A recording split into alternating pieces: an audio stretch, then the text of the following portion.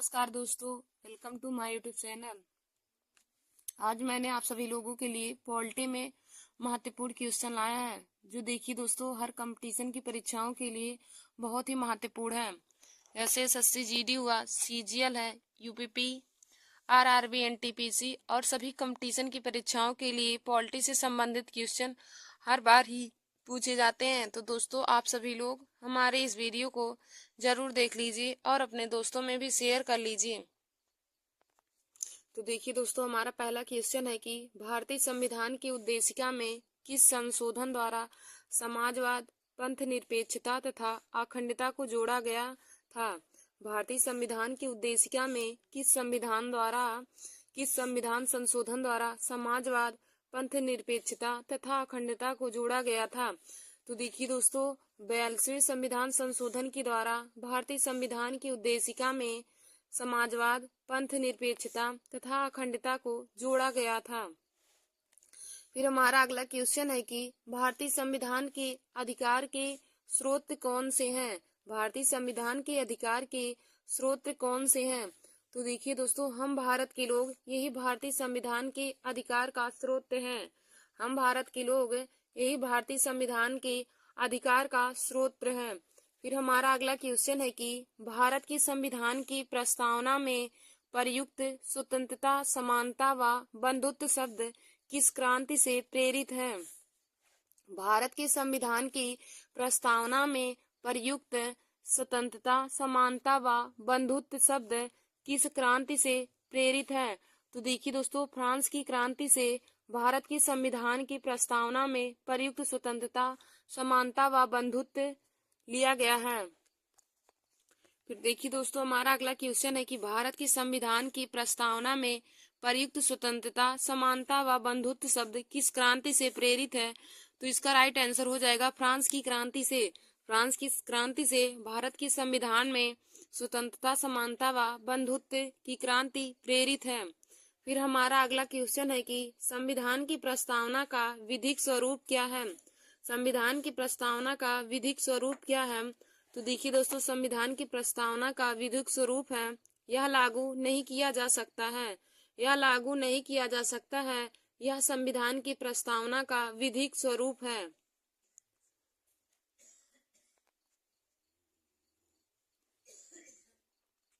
फिर देखिए दोस्तों, हमारा अगला क्वेश्चन है कि भारत के संविधान की प्रस्तावना के शुरुआती शब्द के संविधान से लिए गए हैं।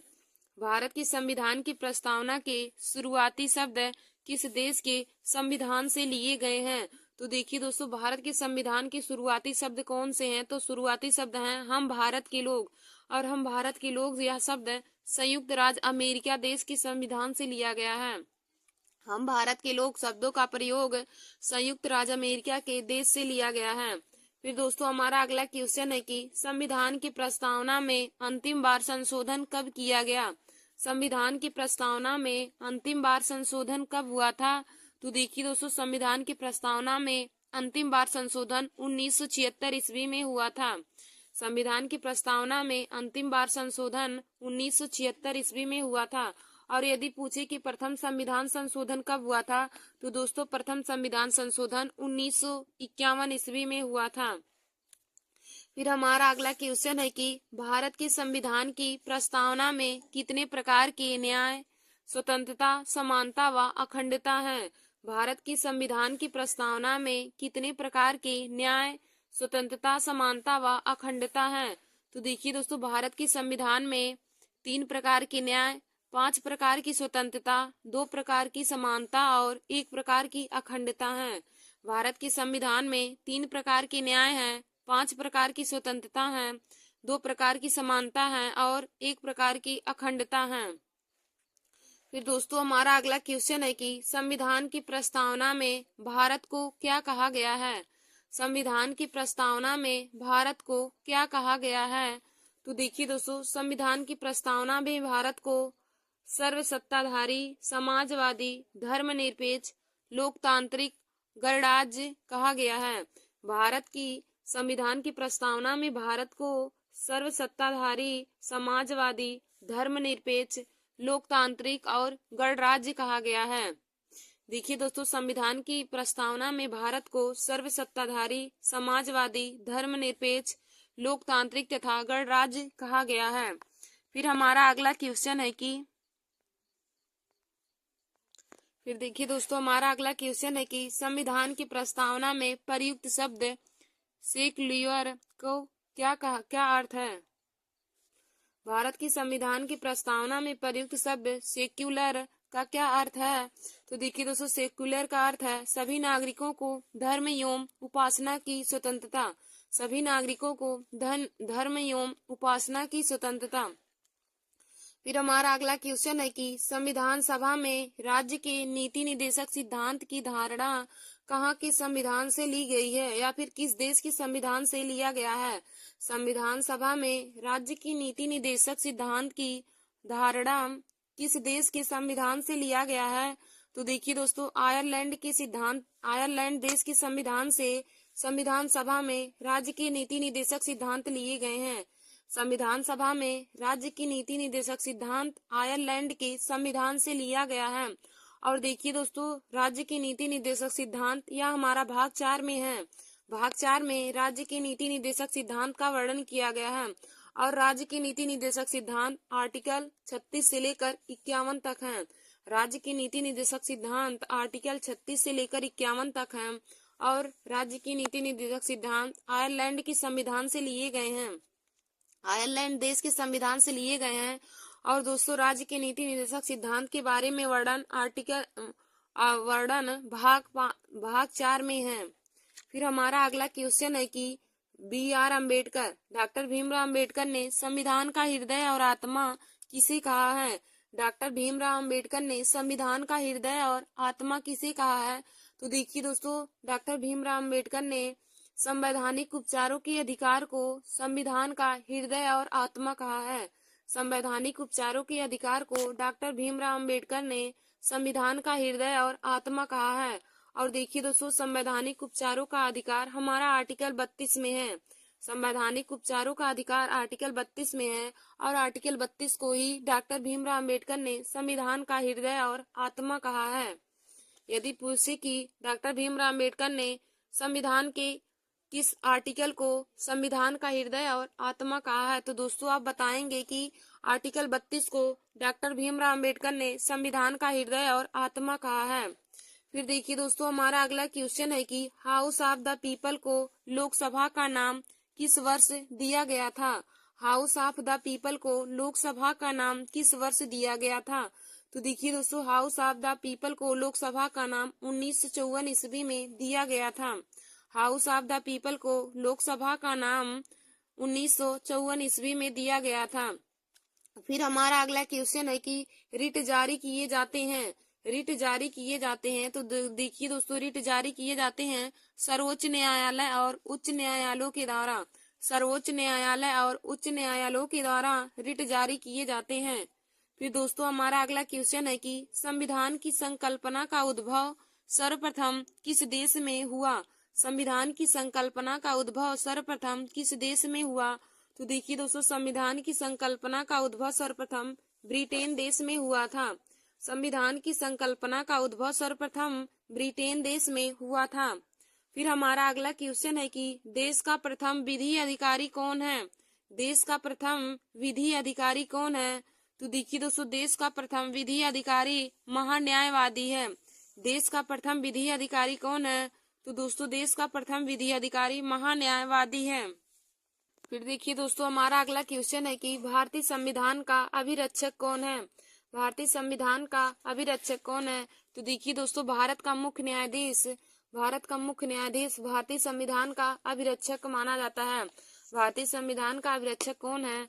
तो दोस्तों, भारत का मुख्य न्यायाधीश भारतीय संविधान का अभिरक्षक है। फिर हमारा अगला क्वेश्चन है कि भारतीय संविधान में कुल कितने मौलिक कर्तव्य हैं। भारतीय संविधान में कुल कितने मौलिक कर्तव्य हैं। तो देखिए दोस्तों, भारतीय संविधान में कुल मौलिक कर्तव्य 11 हैं। भारतीय संविधान में कुल मौलिक कर्तव्य 11 हैं। फिर हमारा अगला क्वेश्चन है कि भारतीय संविधान में मौलिक कर्तव्य कब समाविष्ट किए गए। भारतीय संविधान में मौलिक कर्तव्य कब समाविष्ट किए गए। तो देखिए दोस्तों, सन 1976 ईस्वी में भारतीय संविधान में मौलिक कर्तव्य समाविष्ट किए गए थे। भारतीय संविधान में मौलिक कर्तव्य 1976 ईस्वी में समाविष्ट किए गए थे। फिर देखिए दोस्तों, हमारा अगला क्वेश्चन है कि संविधान का अधिकार एक मौलिक अधिकार कब बन गया। संविधान का अधिकार एक मौलिक अधिकार कब बन गया। तो दोस्तों देखिए, शिक्षा का अधिकार एक मौलिक अधिकार कब बन गया। हमारा क्वेश्चन है कि शिक्षा का अधिकार एक मौलिक अधिकार कब बन गया। तो देखिए दोस्तों, शिक्षा का अधिकार एक मौलिक अधिकार 1 अप्रैल 2010 ईस्वी को बन गया था। शिक्षा का अधिकार एक मौलिक अधिकार 1 अप्रैल 2010 को बन गया था। फिर हमारा अगला क्वेश्चन है कि भारत में स्वतंत्रता के बाद कितनी बार राष्ट्रीय आपातकाल लागू हो चुका है। भारत में स्वतंत्रता के बाद कितनी बार राष्ट्रीय आपातकाल लागू हो चुका है। तो देखिए दोस्तों, भारत में स्वतंत्रता के बाद आपातकाल 3 बार लागू हो चुका है। भारत में स्वतंत्रता के बाद राष्ट्रीय आपातकाल 3 बार लागू हो चुका है। फिर हमारा अगला क्वेश्चन है कि वह कौन से उपराष्ट्रपति हैं। वह कौन से उपराष्ट्रपति हैं जिन्होंने राष्ट्रपति का चुनाव लड़ने के लिए अपने पद से त्यागपत्र दे दिया था। वह कौन से उपराष्ट्रपति हैं जिन्होंने राष्ट्रपति का चुनाव लड़ने के लिए अपने पद से त्यागपत्र दे दिया था। तो देखिए दोस्तों, वीवी गिरी थे जिन्होंने जो उपराष्ट्रपति थे, वीवी गिरी उपराष्ट्रपति थे और उन्होंने राष्ट्रपति का चुनाव लड़ने के लिए अपने पद से त्यागपत्र दे दिया था। फिर देखिए दोस्तों, हमारा अगला क्वेश्चन है कि लोकसभा के अध्यक्ष का चुनाव किया जाता है। लोकसभा के अध्यक्ष का चुनाव किया जाता है। तो देखिए दोस्तों, लोकसभा के अध्यक्ष का चुनाव लोकसभा के सदस्यों के द्वारा किया जाता है। लोकसभा के अध्यक्ष का चुनाव लोकसभा के सदस्यों के द्वारा किया जाता है। फिर हमारा अगला क्वेश्चन है कि राज्य पुनर्गठन अधिनियम कब पारित किया गया। राज्य पुनर्गठन अधिनियम कब पारित हुआ। तो देखिए दोस्तों, राज्य पुनर्गठन अधिनियम 31 अगस्त 1956 ईस्वी को पारित हुआ था। राज्य पुनर्गठन अधिनियम 31 अगस्त 1956 ईस्वी में पारित हुआ था। फिर हमारा अगला क्वेश्चन है कि संसद की संयुक्त बैठक की अध्यक्षता कौन करता है। संसद की संयुक्त बैठक की अध्यक्षता कौन करता है। तो देखिए दोस्तों, संसद की संयुक्त बैठक की अध्यक्षता लोकसभा अध्यक्ष करते हैं। संसद की संयुक्त बैठक की अध्यक्षता लोकसभा अध्यक्ष करते हैं। फिर हमारा अगला क्वेश्चन है कि स्वतंत्रता के बाद संविधान सभा का प्रथम अध्यक्ष कौन है। स्वतंत्रता के बाद संविधान सभा का प्रथम अध्यक्ष कौन है। तो दोस्तों, स्वतंत्रता के बाद संविधान सभा का प्रथम अध्यक्ष डॉक्टर राजेंद्र प्रसाद जी हैं। स्वतंत्रता के बाद संविधान सभा के प्रथम अध्यक्ष डॉक्टर राजेंद्र प्रसाद जी हैं। फिर देखिए दोस्तों, हमारा अगला क्वेश्चन है कि हम भारत के लोग शब्दों का प्रयोग भारतीय संविधान में कहां से लिया गया है। हम भारत के लोग शब्दों का प्रयोग भारतीय संविधान में कहां से लिया गया है। तो देखिए दोस्तों, संविधान की प्रस्तावना से हम भारत के लोग शब्दों का प्रयोग भारतीय संविधान में किया गया है। संविधान की प्रस्तावना से हम भारत के लोग शब्दों का प्रयोग किया गया है। फिर देखिए दोस्तों, हमारा अगला क्वेश्चन है कि किसने प्रस्तावना को संविधान की आत्मा कहा है। किसने प्रस्तावना को संविधान की आत्मा कहा है। तो देखिए दोस्तों, ठाकुर दास भार्गव ने प्रस्तावना को संविधान की आत्मा कहा है। प्रस्तावना को संविधान की आत्मा ठाकुर दास भार्गव ने कहा है। फिर हमारा अगला क्वेश्चन है कि किसने प्रस्तावना को पहचान पत्र कहा है। किसने प्रस्तावना को पहचान पत्र कहा है। तो दोस्तों, प्रस्तावना को पहचान पत्र एन.ए. पालखीवाला ने कहा है। प्रस्तावना को पहचान पत्र एन.ए. पालखीवाला ने कहा है। फिर हमारा अगला क्वेश्चन है कि किसने प्रस्तावना को संविधान की जन्म कुंडली कहा है। किसने प्रस्तावना को संविधान की जन्म कुंडली कहा है। तो देखिए दोस्तों, के.एम. मुंशी जी ने प्रस्तावना को संविधान की जन्म कुंडली कहा है। फिर देखिए दोस्तों, हमारा अगला क्वेश्चन है कि संविधान की प्रस्तावना के अनुसार भारत किस प्रकार का राष्ट्र है। संविधान की प्रस्तावना के अनुसार भारत किस प्रकार का राष्ट्र है। तो देखिए दोस्तों, संविधान की प्रस्तावना के अनुसार भारत एक धर्मनिरपेक्ष राष्ट्र है। संविधान की प्रस्तावना के अनुसार भारत एक धर्मनिरपेक्ष राष्ट्र है। फिर हमारा अगला क्वेश्चन है कि भारतीय संविधान में उद्देशिका का विचार किस देश के संविधान से लिया गया है। भारतीय संविधान में उद्देशिका का विचार किस देश के संविधान से लिया गया है। तो देखिए दोस्तों, भारतीय संविधान में उद्देशिका का विचार संयुक्त राज्य अमेरिका यानी कि यूएसए से लिया गया है। भारतीय संविधान में उद्देशिका का विचार संयुक्त राज्य अमेरिका यानी कि यूएसए से लिया गया है। फिर हमारा अगला क्वेश्चन है कि भारतीय संविधान में उद्देशिका का ही भाषा भारतीय संविधान में उद्देशिका की भाषा किस देश के संविधान से लिया गया है। भारतीय संविधान में उद्देशिका की भाषा किस देश के संविधान से लिया गया है। तो देखिए दोस्तों, भारतीय संविधान में उद्देशिका की भाषा ऑस्ट्रेलिया देश के संविधान से लिया गया है। भारतीय संविधान में उद्देशिका की भाषा ऑस्ट्रेलिया देश के संविधान से लिया गया है। फिर हमारा अगला क्वेश्चन है कि भारतीय संविधान की उद्देशिका यानी कि प्रस्तावना में कितनी बार संशोधन हुआ था। भारतीय संविधान की उद्देशिका यानी कि प्रस्तावना में कितनी बार संशोधन हुआ था। तो दोस्तों, भारतीय संविधान की प्रस्तावना में एक बार संशोधन हुआ था और वह कब हुआ। 42वां संविधान संशोधन 1976 के द्वारा 42वां संविधान संशोधन 1976 के द्वारा संविधान की उद्देशिका में संशोधन हुआ था। धन्यवाद दोस्तों, ऐसे हमारे वीडियो को देखने के लिए और जीके और पॉलिटी के और सभी इम्पोर्टेंट क्वेश्चन को पाने के लिए आप सभी लोग हमारे YouTube channel Nancy success classes को सब्सक्राइब कर लीजिए और अपने दोस्तों में शेयर करना ना भूलिए। देखिए दोस्तों, आज का जो हमारा यह वीडियो पॉलिटी का है, यह हर कंपटीशन की परीक्षा के लिए बहुत ही महत्वपूर्ण है। जैसे एसएससी जीडी का पेपर हो रहा, उसमें भी पॉलिटी से संबंधित हर क्वेश्चन पूछे जाते हैं। और दोस्तों, जीडी हुआ, सीजीएल हुआ, यूपीपी है, आरआरबी, एनटीपीसी है, ग्रुप डी, सभी कंपटीशन की परीक्षाओं के लिए बहुत ही महत्वपूर्ण है। तो आप लोग हमारे इस वीडियो को जरूर देख लीजिएगा। धन्यवाद दोस्तों। नमस्कार दोस्तों, welcome to my YouTube channel. आज मैं आप सभी लोगों को जीके में राष्ट्रपति से संबंधित महत्वपूर्ण अनुच्छेद के बारे में बताऊंगी। देखिए दोस्तों, राष्ट्रपति से संबंधित अनुच्छेद हर कंपटीशन की परीक्षाओं में पूछे जाते हैं। तो आज मैं राष्ट्रपति से संबंधित अनुच्छेद को आप लोगों को ट्रिक की सहायता से बताऊंगी। देखिए दोस्तों, आज का हमारा यह टॉपिक है group D, RRB, NTPC, SSC, UPP और सभी कंपटीशन की परीक्षाओं के लिए बहुत ही महत्वपूर्ण है। देखिए दोस्तों, ये पॉलिटी में राष्ट्रपति से संबंधित महत्वपूर्ण अनुच्छेद हर बार ही पूछे जाते हैं। और देखिए दोस्तों, राष्ट्रपति को हम क्या कहते हैं, तो राष्ट्रपति भारत का प्रथम नागरिक होता है। यदि क्वेश्चन में पूछे कि भारत का प्रथम नागरिक किसे कहा जाता है, तो आप बताएंगे कि भारत का प्रथम नागरिक राष्ट्रपति को ही कहा जाता है। और देखिए दोस्तों, तीनों सेनाओं का कमांडर भी राष्ट्रपति को कहा जाता है। तो हम आज आप लोगों को राष्ट्रपति से संबंधित अनुच्छेद को ट्रिक की सहायता से बताएंगे। तो देखिए दोस्तों, हमारा ट्रिक क्या है, पकानी कोका द्वयोदशम। राष्ट्रपति से संबंधित अनुच्छेद है पकानी कोका द्वयोदशम। तो दोस्तों, इसका ट्रिक हो जाएगा पकानी कोका द्वयोदशम। और देखिए दोस्तों, पकानी कोका द्वयोदशम में हमारा आर्टिकल 52 से लेकर आर्टिकल 61 तक है, यानी कि राष्ट्रपति के बारे में वर्णन, राष्ट्रपति के पद से लेकर उसकी शपथ, योग्यताएं, कार्यकाल और महाभियोग सभी हमारा आर्टिकल 52 से लेकर आर्टिकल 61 तक दिए गए हैं। तो दोस्तों, राष्ट्रपति से संबंधित अनुच्छेद का ट्रिक है पकानी कोका द्वयोदशम। अब देखिए दोस्तों, पकाने में पास ही हो जाएगा राष्ट्रपति का पद।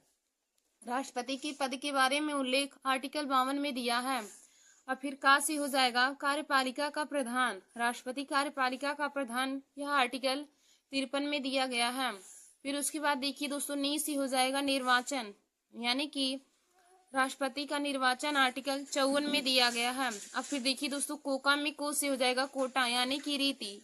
तो राष्ट्रपति की कोटा के बारे में आर्टिकल 55 में दिया है। फिर का से हो जाएगा कार्यकाल। तो राष्ट्रपति का कार्यकाल आर्टिकल 56 में दिया गया है। फिर अब देखिए दोस्तों, दुइयों में दा से हो जाएगा दोबारा नियुक्ति, यानी कि राष्ट्रपति की दोबारा नियुक्ति आर्टिकल 57 में दिया गया है। राष्ट्रपति की दोबारा नियुक्ति आर्टिकल 57 में दिया गया है। फिर दुइयों में यो से हो जाएगा योग्यताएं, राष्ट्रपति की योग्यताएं के बारे में वर्णन आर्टिकल 58 में दिया गया है।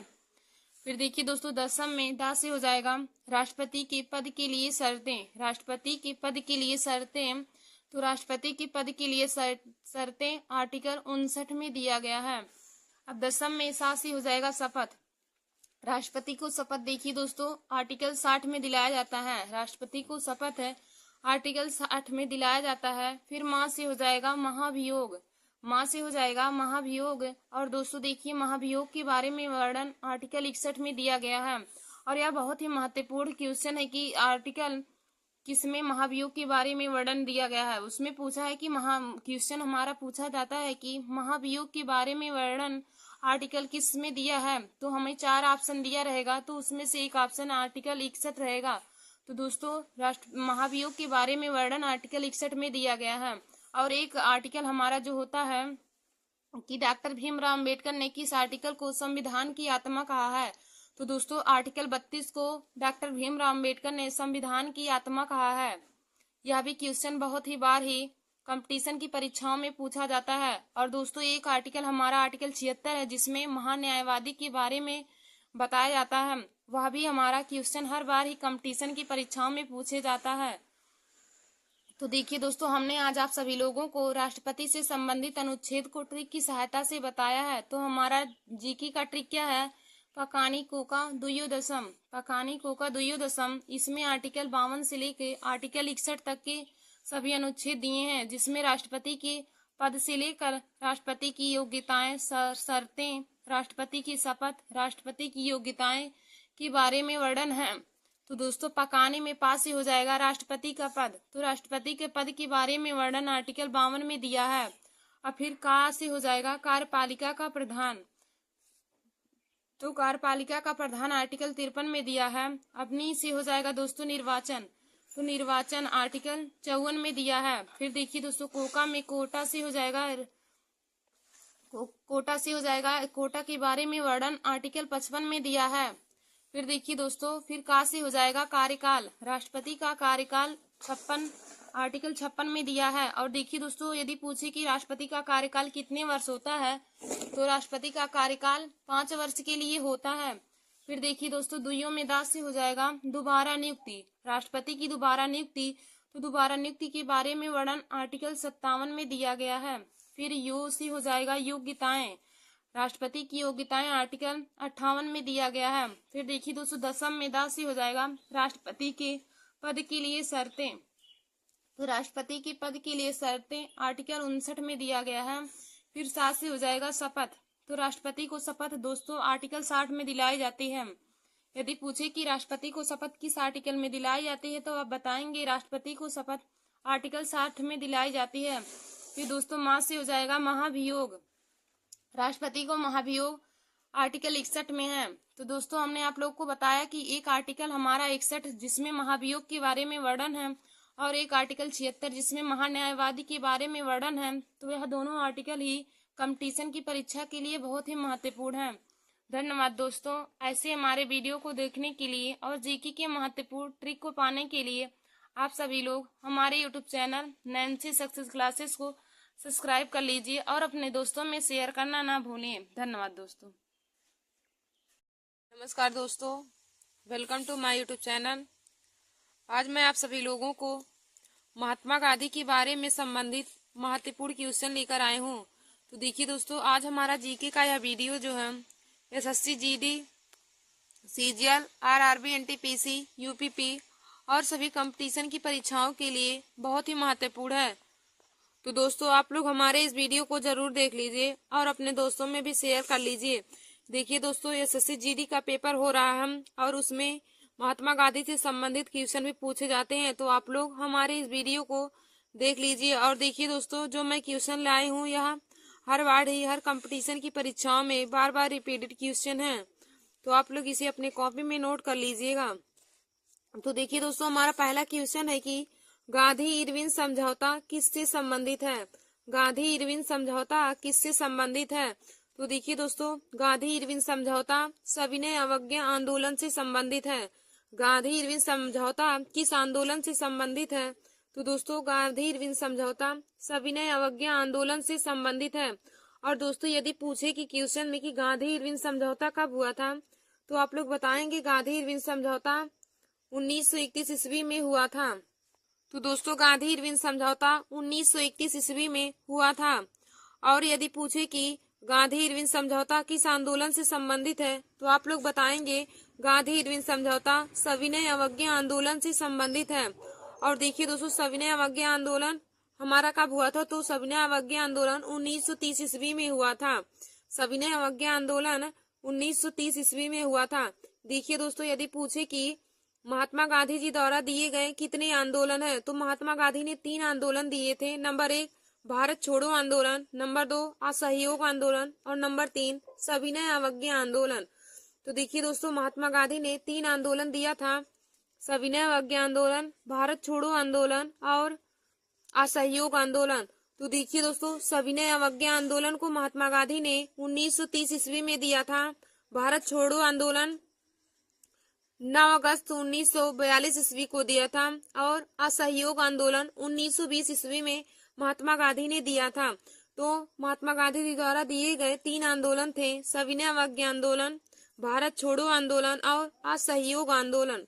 फिर देखिए दोस्तों हमारा अगला क्वेश्चन क्या है कि गांधी जी किस ग्रंथ को अपनी माता कहते थे। गांधी जी किस ग्रंथ को अपनी माता कहते थे। तो देखिए दोस्तों भगवत गीता को गांधी जी अपनी माता मानते थे। भगवत गीता एक ऐसा ग्रंथ है जिसे महात्मा गांधी अपनी माता मानते थे। फिर हमारा अगला क्वेश्चन है कि 2 अक्टूबर को महात्मा गांधी जी के जन्म दिवस को किस रूप में मनाया जाता है। 2 अक्टूबर को महात्मा गांधी जी के जन्म दिवस को किस रूप में मनाया जाता है। तो देखिए दोस्तों महात्मा गांधी जी के जन्म दिवस को अहिंसा दिवस के रूप में मनाया जाता है। महात्मा गांधी जी के जन्म दिवस को अहिंसा दिवस के रूप में मनाया जाता है। और यदि पूछे कि महात्मा गांधी का जन्म कब हुआ था, तो देखिए दोस्तों यदि पूछे कि महात्मा गांधी जी का जन्म कब हुआ था, तो आप लोग बताएंगे महात्मा गांधी जी का जन्म 2 अक्टूबर 1869 ईस्वी को पोरबंदर गुजरात में हुआ था। महात्मा गांधी जी का जन्म 2 अक्टूबर 1869 ईस्वी को पोरबंदर गुजरात में हुआ था। फिर हमारा अगला क्वेश्चन है कि the life of Mahatma Gandhi पुस्तक के लेखक कौन है। The life of Mahatma Gandhi पुस्तक के लेखक कौन है। तो दोस्तों इस पुस्तक के लेखक लुईस फिशर हैं। The life of Mahatma Gandhi पुस्तक के लेखक लुईस फिशर हैं। फिर देखिए दोस्तों हमारा अगला क्वेश्चन है कि किसे अमेरिकन गांधी के रूप में जाना जाता है। अमेरिकन गांधी के रूप में किसे जाना जाता है, या किस व्यक्ति को अमेरिकन गांधी के नाम से जाना जाता है। तो देखिए दोस्तों मार्टिन लूथर किंग को अमेरिकन गांधी के रूप में जाना जाता है। मार्टिन लूथर किंग को अमेरिकन गांधी के रूप में जाना जाता है। फिर हमारा अगला क्वेश्चन है कि महात्मा गांधी किस गोलमेज सम्मेलन में भाग लेने के लिए लंदन गए थे। महात्मा गांधी किस गोलमेज सम्मेलन में भाग लेने के लिए लंदन गए थे। तो देखिए दोस्तों महात्मा गांधी द्वितीय गोलमेज सम्मेलन में भाग लेने के लिए लंदन गए थे। महात्मा गांधी द्वितीय गोलमेज सम्मेलन में भाग लेने के लिए लंदन गए थे। यदि दोस्तों आपसे पूछे क्वेश्चन कि महात्मा गांधी ने किस गोलमेज सम्मेलन में भाग लिया था, तो आप बताएंगे कि महात्मा गांधी द्वितीय गोलमेज सम्मेलन में भाग लिए थे। महात्मा गांधी द्वितीय गोलमेज सम्मेलन में भाग लिए थे। और दोस्तों यदि पूछे कि द्वितीय गोलमेज सम्मेलन कब हुआ था, तो द्वितीय गोलमेज सम्मेलन सन 1931 ईस्वी में हुआ था और प्रथम गोलमेज सम्मेलन 1930 ईस्वी में हुआ था। द्वितीय गोलमेज सम्मेलन 1931 ईस्वी में और तृतीय गोलमेज सम्मेलन 1932 ईस्वी में हुआ था। और दोस्तों पूछे कि तृतीय गोलमेज सम्मेलन कब हुआ, तो आप बताएंगे तृतीय गोलमेज सम्मेलन 1932 ईस्वी में हुआ था। और देखिए दोस्तों यदि पूछे कि भारत के ऐसे कौन से व्यक्ति थे जो तीनों गोलमेज सम्मेलन में भाग लिए थे, तो दोस्तों डॉक्टर भीमराव अंबेडकर ऐसे व्यक्ति थे जिन्होंने तीनों गोलमेज सम्मेलन में भाग लिया था। डॉक्टर भीमराव अंबेडकर तीनों गोलमेज सम्मेलन में भाग लिए थे और महात्मा गांधी द्वितीय गोलमेज सम्मेलन में भाग लिए थे और इन्होंने द्वितीय गोलमेज सम्मेलन में भाग लेने के लिए लंदन गए थे। फिर दोस्तों हमारा अगला क्वेश्चन है कि गांधी जी के पसंदीदा भजन। गांधी जी के पसंदीदा भजन वैष्णो जन तो तेने कहिए, वैष्णो जन तो तेने कहिए किसने लिखा है? गांधी जी की पसंदीदा भजन वैष्णो जन तो तेने कहिए को किसने लिखा है? तो देखिए दोस्तों, इसको नरसिम्हा मेहता ने लिखा है। वैष्णो जन तो तेने कहिए भजन को नरसिम्हा मेहता ने लिखा है। फिर हमारा अगला क्वेश्चन है कि रविन्द्रनाथ टैगोर को गुरुदेव की उपाधि किसने दी? रविन्द्रनाथ टैगोर को गुरुदेव की उपाधि किसने दी? तो दोस्तों, रविन्द्रनाथ टैगोर जी को गुरुदेव की उपाधि महात्मा गांधी ने दिया था। रविन्द्रनाथ टैगोर को गुरुदेव की उपाधि महात्मा गांधी ने दिया था। और दोस्तों, यदि पूछे कि महात्मा गांधी को महात्मा की उपाधि किसने दी थी, महात्मा गांधी को महात्मा की उपाधि किसने दी? तो दोस्तों, महात्मा गांधी को महात्मा की उपाधि रविन्द्रनाथ टैगोर ने दिया था। और रविन्द्रनाथ टैगोर को गुरुदेव की उपाधि महात्मा गांधी ने दिया था। देखिए दोस्तों, यदि हमें से क्वेश्चन पूछे कि भारत के प्रथम पुरुष कौन थे जिन्होंने नोबेल पुरस्कार प्राप्त किया, भारत के प्रथम नोबेल पुरस्कार प्राप्त करने वाले प्रथम व्यक्ति कौन थे? तो आप बताएंगे कि रविन्द्रनाथ टैगोर भारत के प्रथम नोबेल पुरस्कार प्राप्त करने वाले प्रथम भारतीय व्यक्ति थे। रविन्द्रनाथ टैगोर प्रथम नोबेल पुरस्कार प्राप्त करने वाले पुरुष थे। और यदि दोस्तों पूछे कि भारत की प्रथम महिला जिन्होंने नोबेल पुरस्कार प्राप्त किया, तो भारत की प्रथम महिला जिन्होंने नोबेल पुरस्कार प्राप्त किया वह मदर टेरेसा थी। और यदि पूछे कि भारत की प्रथम महिला जिन्होंने प्रथम भारत रत्न प्राप्त किया, तो दोस्तों, भारत की प्रथम महिला जिन्होंने भारत रत्न प्राप्त किया उनका नाम श्रीमती इंदिरा गांधी है। श्रीमती इंदिरा गांधी जो भारत में सबसे पहले भारत रत्न को प्राप्त करने वाली महिला थी। और यदि पूछे कि नोबेल पुरस्कार प्राप्त करने वाली भारत की प्रथम महिला कौन थी, तो आप बताएंगे मदर टेरेसा भारत की प्रथम महिला थी जो नोबेल पुरस्कार प्राप्त की थी। फिर देखिए दोस्तों, हमारा अगला क्वेश्चन दिया है कि गांधी ने किसे पोस्ट डेटेड चेक कहा है? गांधी जी ने किसे पोस्ट डेटेड चेक कहा है? तो देखिए दोस्तों, क्रिप्स प्रस्ताव को महात्मा गांधी ने पोस्ट डेटेड चेक कहा है। फिर हमारा अगला क्वेश्चन है कि करो या मरो नारा का संबंध किस आंदोलन से है? करो या मरो नारा का आंदोलन करो या मरो नारे का संबंध किस आंदोलन से है? तो देखिए दोस्तों, करो या मरो नारे का संबंध भारत छोड़ो आंदोलन से है। करो या मरो नारे का संबंध भारत छोड़ो आंदोलन से है।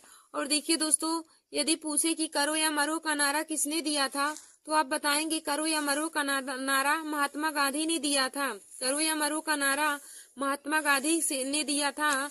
और करो या मरो नारा का संबंध किस आंदोलन से है? तो दोस्तों, करो या मरो नारे का संबंध भारत छोड़ो आंदोलन से है।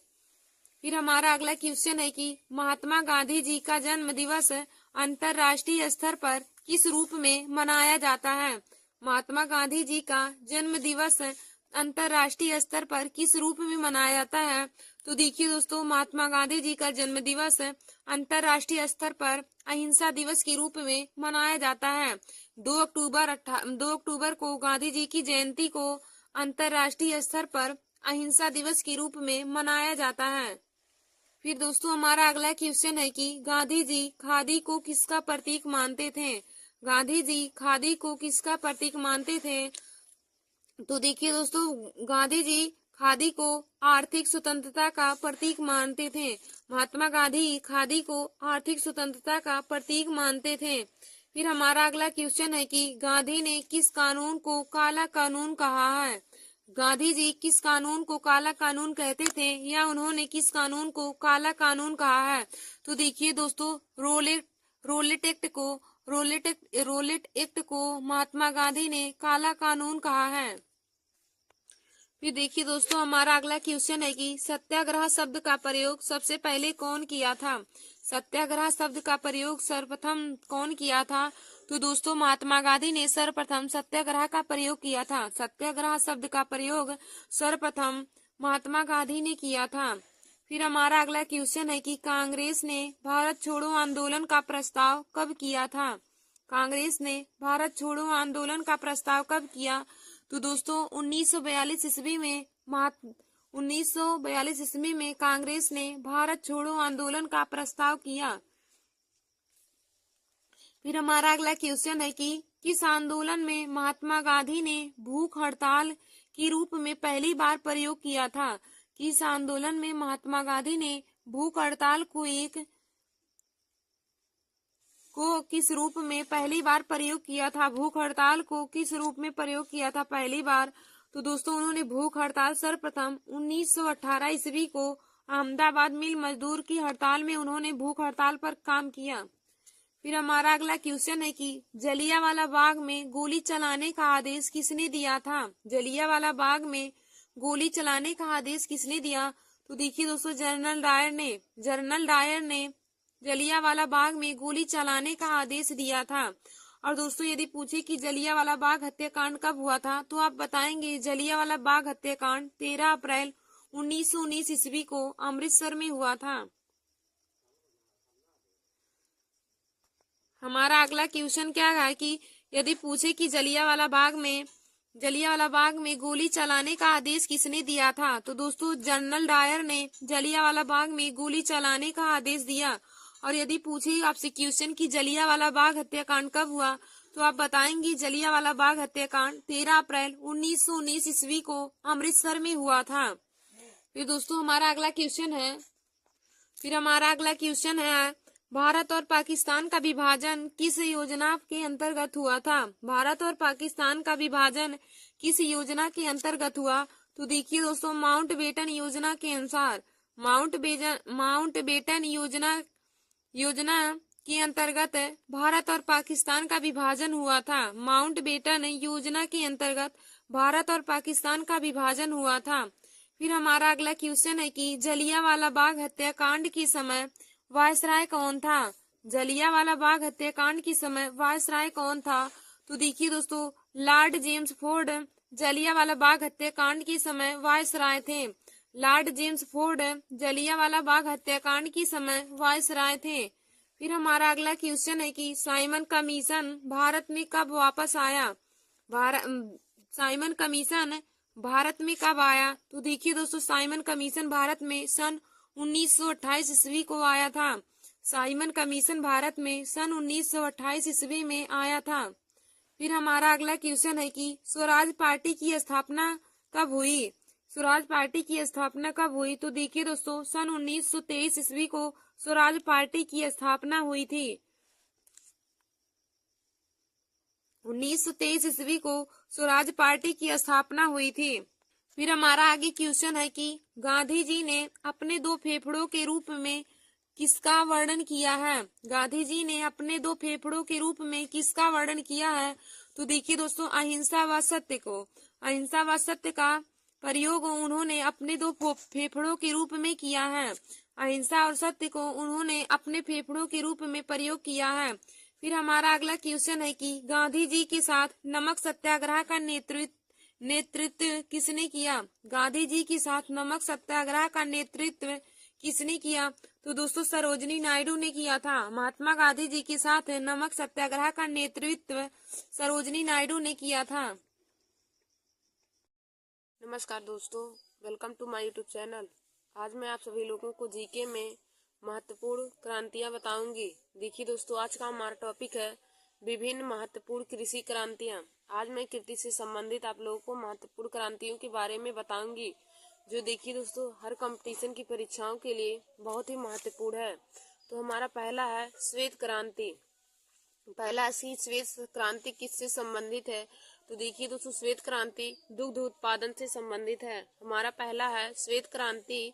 तो श्वेत क्रांति दोस्तों दुग्ध उत्पादन से संबंधित है। हमारा दूसरा है नीली क्रांति।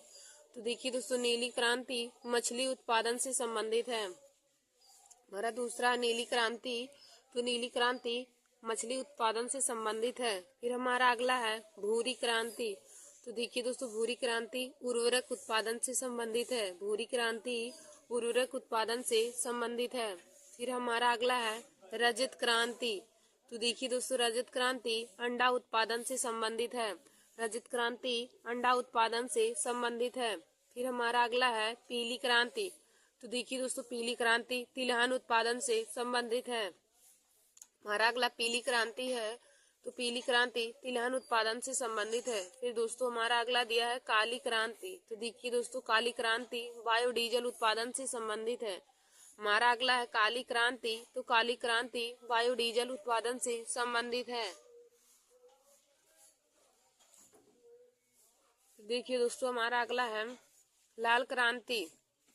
तो देखिए दोस्तों लाल क्रांति टमाटर या मांस उत्पादन से संबंधित है। हमारा अगला है लाल क्रांति। तो लाल क्रांति टमाटर या मांस उत्पादन से संबंधित है। फिर हमारा अगला क्वेश्चन है कि गुलाबी क्रांति। गुलाबी क्रांति। तो देखिए दोस्तों गुलाबी क्रांति झींगा मछली उत्पादन से संबंधित है। गुलाबी क्रांति झींगा मछली उत्पादन से संबंधित है। फिर हमारा अगला है स्वर्ण क्रांति। तो देखिए दोस्तों स्वर्ण क्रांति फल उत्पादन से संबंधित है। हमारा अगला है स्वर्ण क्रांति। तो स्वर्ण क्रांति फल उत्पादन से संबंधित है। फिर हमारा अगला दिया है अमृत क्रांति। तो देखिए दोस्तों अमृत क्रांति नदी जोड़ो परियोजना से संबंधित है। अमृत क्रांति नदी जोड़ो परियोजना से संबंधित है। फिर देखिए दोस्तों हमारा अगला दिया है गंगा क्रांति। तो गंगा क्रांति संबंधित है भ्रष्टाचार के खिलाफ सदाचार पैदा करने के लिए। गंगा क्रांति संबंधित है भ्रष्टाचार के खिलाफ सदाचार पैदा करने के लिए। फिर दोस्तों हमारा अगला है बादामी क्रांति। तो देखिए दोस्तों बादामी क्रांति मसाला उत्पादन से संबंधित है। हमारा अगला है बादामी क्रांति। तो बादामी क्रांति मसाला उत्पादन से संबंधित है। फिर दोस्तों हमारा अगला है गोल क्रांति। तो गोल क्रांति आलू उत्पादन से संबंधित है। हमारा अगला है गोल क्रांति। तो गोल क्रांति आलू उत्पादन से संबंधित है।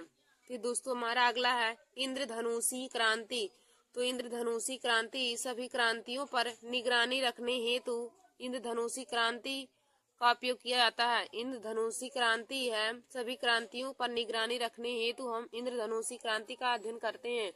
तो देखिए दोस्तों हमने आप लोगों को विभिन्न क्रांतियों विभिन्न महत्वपूर्ण कृषि क्रांतियों के बारे में बताया। तो हमारा पहला है श्वेत क्रांति। तो श्वेत क्रांति में हम दुग्ध उत्पादन के बारे में अध्ययन करते हैं। श्वेत क्रांति दुग्ध उत्पादन है। फिर हमारा अगला है नीली क्रांति। तो दोस्तों नीली क्रांति मछली उत्पादन से संबंधित है। यदि कंपटीशन की परीक्षा में पूछे कि नीली क्रांति किससे संबंधित है तो आप बताएंगे नीली क्रांति मछली उत्पादन से संबंधित है। श्वेत क्रांति दुग्ध उत्पादन से संबंधित है। फिर हमारा अगला है भूरी क्रांति। तो देखिए दोस्तों भूरी क्रांति उर्वरक उत्पादन से संबंधित है। फिर हमारा अगला है रजत क्रांति। तो दोस्तों रजत क्रांति अंडा उत्पादन से संबंधित है। हमारा अगला है रजत क्रांति। तो रजत क्रांति अंडा उत्पादन से संबंधित है। फिर दोस्तों हमारा अगला है पीली क्रांति। तो देखिए दोस्तों पीली क्रांति तिलहन उत्पादन से संबंधित है। हमारा अगला है पीली क्रांति। तो पीली क्रांति तिलहन उत्पादन से संबंधित है। फिर हमारा अगला है काली क्रांति। तो दोस्तों काली क्रांति बायोडीजल उत्पादन से संबंधित है। काली क्रांति बायोडीजल उत्पादन से संबंधित है। फिर हमारा आगे दिया है लाल क्रांति। तो देखिए दोस्तों लाल क्रांति टमाटर या मांस उत्पादन से संबंधित है। हमारा अगला है लाल क्रांति। तो लाल क्रांति संबंधित है टमाटर या मांस उत्पादन से। फिर हमारा अगला दिया है दोस्तों गुलाबी क्रांति। हमारा अगला दिया गुलाबी क्रांति। तो देखिए दोस्तों गुलाबी क्रांति झींगा मछली उत्पादन से संबंधित है। गुलाबी क्रांति झींगा मछली उत्पादन से संबंधित है। फिर दोस्तों हमारा अगला दिया है स्वर्ण क्रांति। तो देखिए दोस्तों स्वर्ण क्रांति फल उत्पादन से संबंधित है।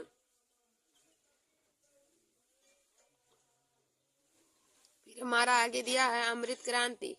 अमृत क्रांति देखिए दोस्तों नदी जोड़ो परियोजना से संबंधित है। हमारा अगला है अमृत क्रांति। तो अमृत क्रांति नदी जोड़ो परियोजना से संबंधित है। फिर दोस्तों हमारा अगला है गंगा क्रांति। तो देखिए दोस्तों गंगा क्रांति भ्रष्टाचार के खिलाफ सदाचार पैदा करने के लिए इसका हम प्रयोग करते हैं गंगा क्रांति का। दोस्तों हमारा अगला दिया है बादामी क्रांति। बादामी क्रांति के अंतर्गत हम मसाला उत्पादन के बारे में अध्ययन करते हैं। हमारा अगला है बादामी क्रांति। तो दोस्तों बादामी क्रांति के अंतर्गत हम मसाला उत्पादन का अध्ययन करते हैं। फिर दोस्तों हमारा अगला दिया है गोल क्रांति। तो देखिए दोस्तों गोल क्रांति के अंतर्गत हम आलू उत्पादन का अध्ययन करते हैं। गोल क्रांति के अंतर्गत हम आलू उत्पादन का अध्ययन करते हैं। फिर हमारा अगला दिया है इंद्रधनुषी क्रांति। तो देखिए दोस्तों इंद्रधनुषी क्रांति के अंतर्गत हम सभी क्रांतियों पर निगरानी रखने हेतु अध्ययन करते हैं। इंद्रधनुषी क्रांति के अंतर्गत धन्यवाद दोस्तों। ऐसे हमारे वीडियो को देखने के लिए और जीके के महत्वपूर्ण टॉपिक को पाने के लिए आप सभी लोग हमारे YouTube channel Nancy success classes को सब्सक्राइब कर लीजिए और अपने दोस्तों में लाइक व शेयर करना ना भूलें। धन्यवाद दोस्तों।